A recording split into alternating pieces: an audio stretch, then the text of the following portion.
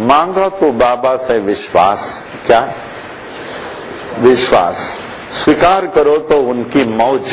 क्या? सदा उनकी मौज। हे साईं, सदा मैं आपकी मौज को स्वीकार करूं। रहो तो जीवन दान धर्म में। देने वाले के हाथ भगवान का होता है। आप शुरू कर दो कल से दान, देखिए कम नहीं होगा। देने वाले के हाथ को भर के देता, दान ऐसे रहे।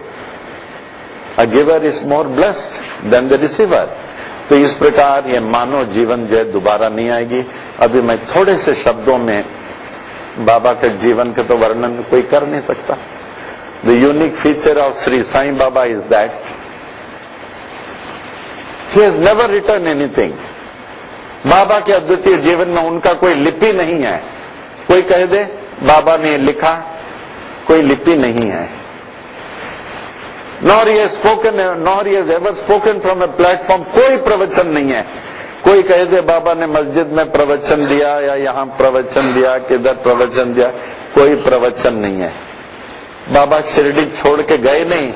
आज पूरा संसार देखिए, हिंदू हो, मुसलमान हो, सिख हो, ज्ञानी हो, क्या नहीं, सब बाबा के चरणों में पड़े हुए हैं। बाबा कृपा करें। तो बाबा ने लिखा क्यों नहीं? उनका जीवन ही लिपि था। प्रवचन क्यों नहीं दिया? उनका रहन सहन ही प्रवचन था। बाबा शिरडी छोड़ के नहीं गए, जाने की जरूरत नहीं था। वो सर्वव्यापक, जहां देखो वहां अपनी उपस्थिति दे रहे हैं।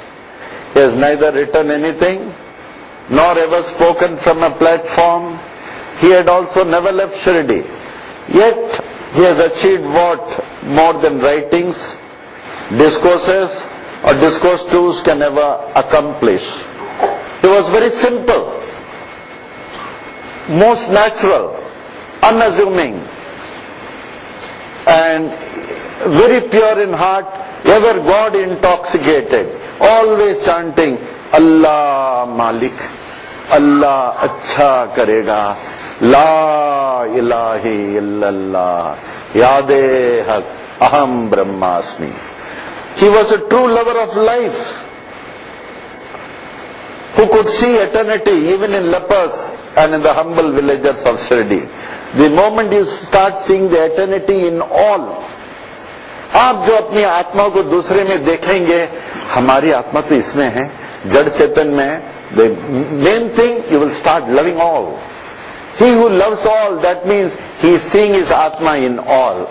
Blessed is he who sees his Atman in all, because he alone can love all। So he was very simple, natural, unassuming, very pure in heart, and ever God intoxicated। The unique feature of Sri Sai Avatar is that it contains itself the essence of all the avatars, and for that reason Sai Avatar can be rightly called as the Sampurna Avatar, that is the most perfect avatar। But in the normal course, what happens? When a person experiencing something, experience being he is being benefited. After the experience, after he is being benefited, he expects more and more benefits.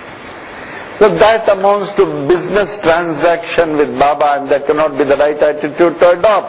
What counts is not the experience, it's rather how you react to it. If it fosters in you the development of devotion, the development of faith in Baba, then only you are benefited, otherwise your experiences matters not।